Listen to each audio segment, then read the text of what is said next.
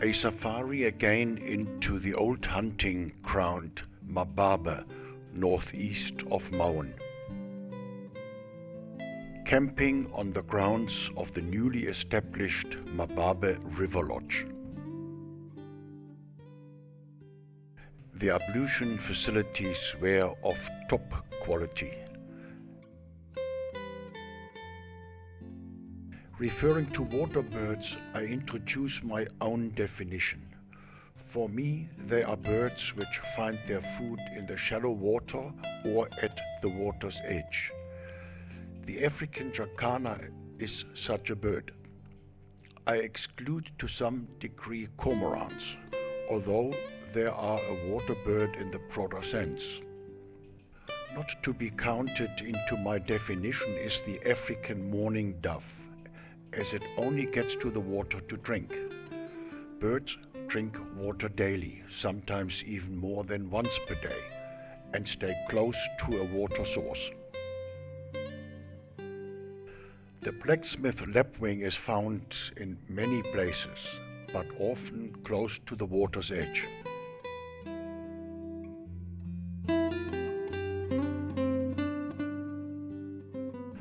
The grey heron is, at least in my personal definition, a water bird. It doesn't swim, but finds its food mainly in the shallow water or at the water's edge.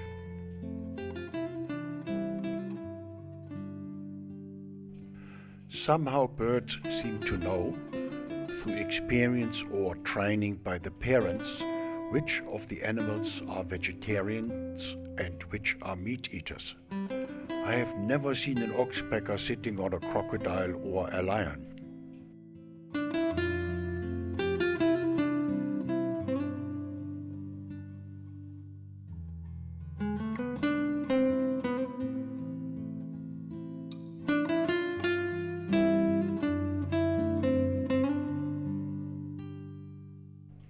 Strictly speaking, in line with my definition, is the African fish eagle also a water bird?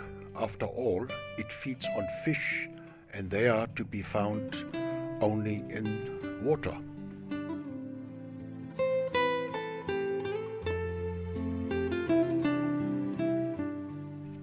Despite the fact that foliage on the trees became scarce, one saw a surprising number of giraffes. They are not migrating like buffalo, zebras or blue wildebeest. It is probably the most elegant animal in the area. The long eyelashes are probably envied by many women.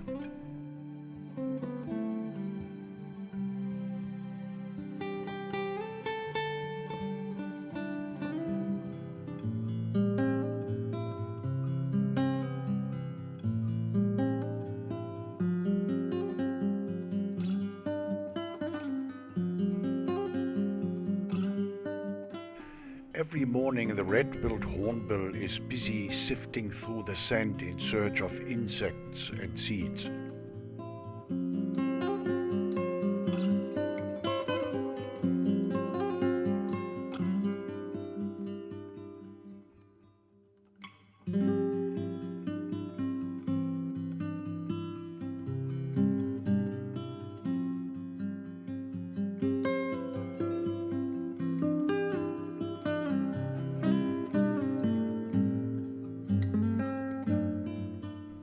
Game drives along the Mababe River are mostly yielding good results for photographers and filmmakers, especially during the dry season where there are few options for thirsty animals and birds.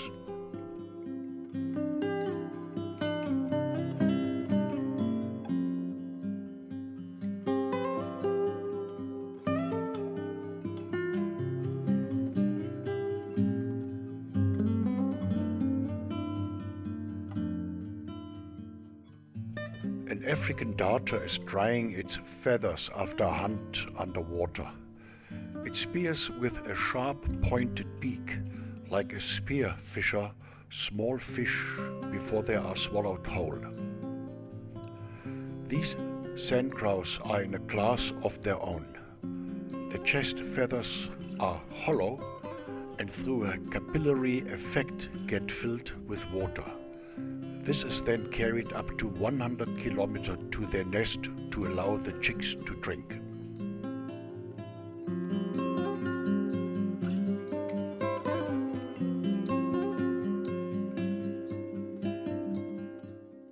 The great white egret is a successful hunter.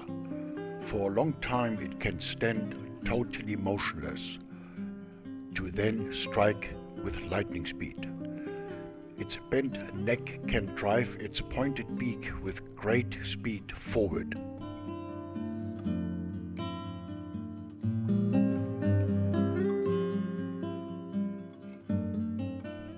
This small dove has interesting spots on its feathers.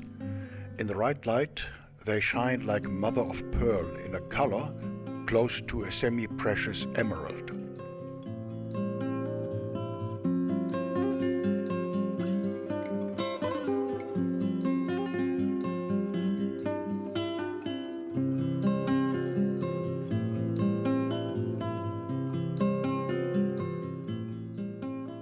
The Squeco heron is part of the family of dwarf herons.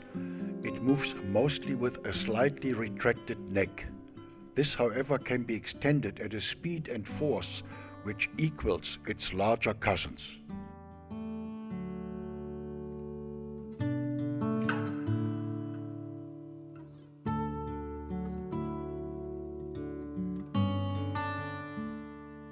North of Mababe village, the Mababe River pours water continuously into a swampy, lower-lying area, the so-called Mababe Depression. The area is very large, stretching right into the Chobe National Park. However, from the direction of the Mababe village, accessible is only a limited area, which is situated outside the national park. Access to this area is tricky. One tends to follow the car tracks of previous visitors. In the dry winter, there is no problem. However, in the wet summer, access is limited.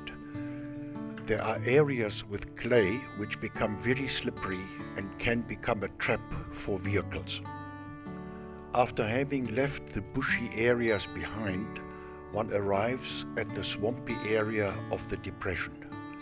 Far in the distance, one can see some areas covered with reeds. Between the reeds and the grassy areas extends a strip with grass and shallow water which attracts animals and birds. A few blue wildebeest and a large number of impalas surviving on the limited grass supply. The large herds only return after the first rainfall at the end of spring.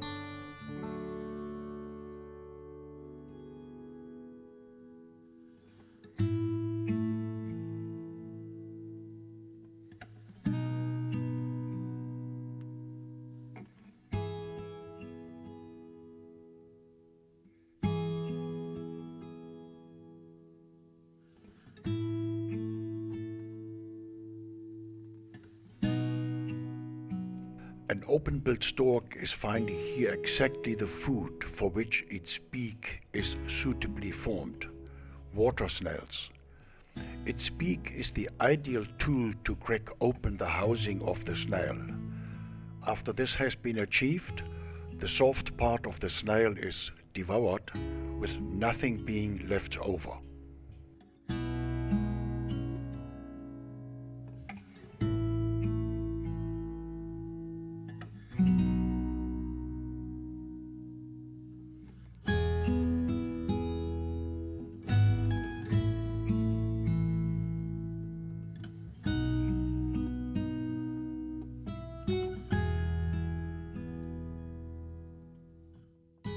The sacred ibis is named after the god Thoth, which was worshipped by the ancient Egyptians. This god was supposed to protect the Egyptians from plagues, something which doesn't seem to have worked all the time.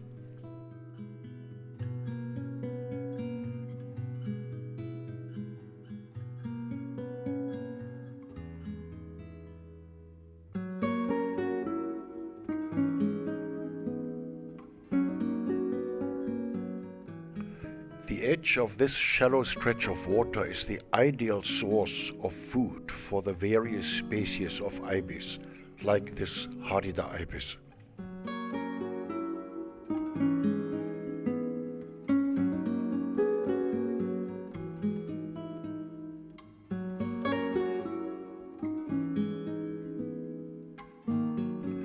Also ducks and geese find this to be a rich area for food of all kind.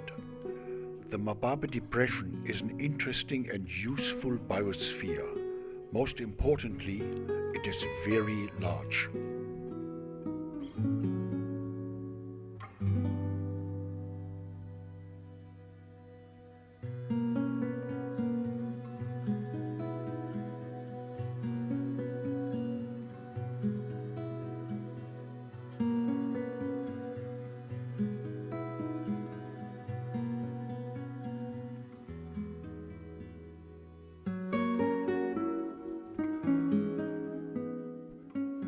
Red antelope can be easily identified by the higher part of the rear of the body.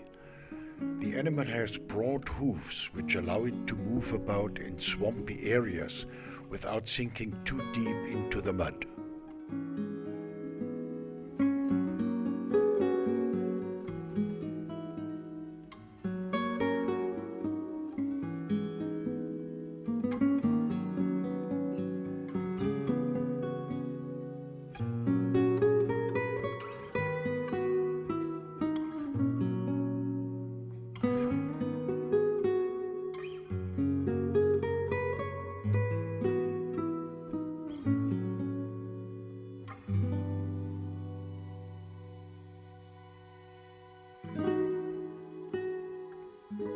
In the center of the depression, high reeds are the dominant plant. At the edges, elephants find juicy green grass, which is available all year round.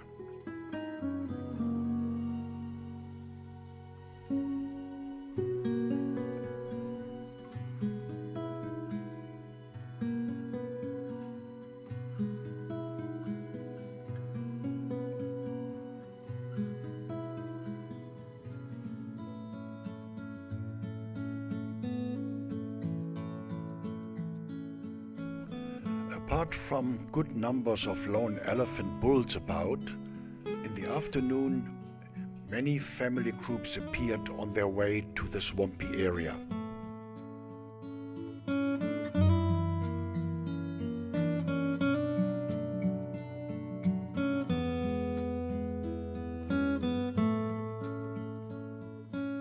When elephants walk through muddy areas during the wet season, they leave deep tracks behind.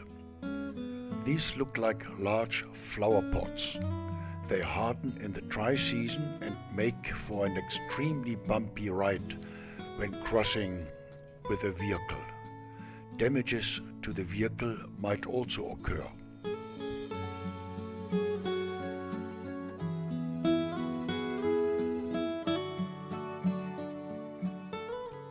There are always smaller areas with long but dry grass. This appears sufficient to pull some blue wildebeest bulls through the winter. These are territorial bulls which guard a certain territory and protect it until the female herds return after the first rains. Impalas, also named the goat of Africa, don't seem to have very specific requirements for their grazing. They are in the main browsers and will find small bushes in between the dry grass.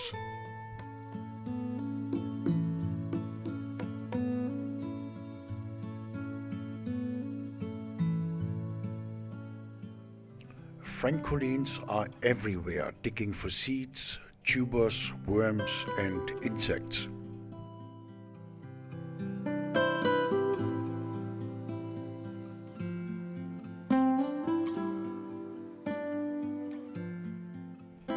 Although the bulk of the buffaloes, herds of up to 1,000 animals, migrated out of the area for more favorable grazing, I found still some small groups hanging around. The edge of the swampy area seems to provide still sufficient juicy grass so that not all buffaloes have migrated.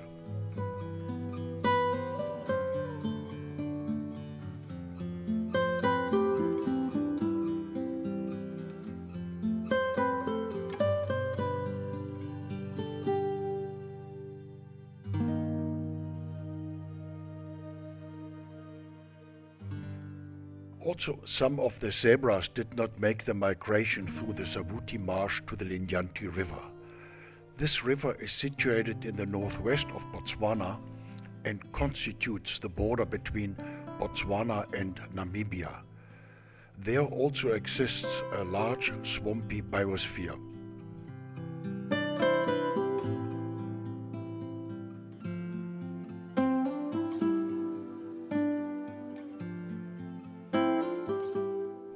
Giraffe do not eat grass, therefore do not benefit from the presence of the Mababe depression. Not all trees shed their leaves though, pulling the giraffe through the winter.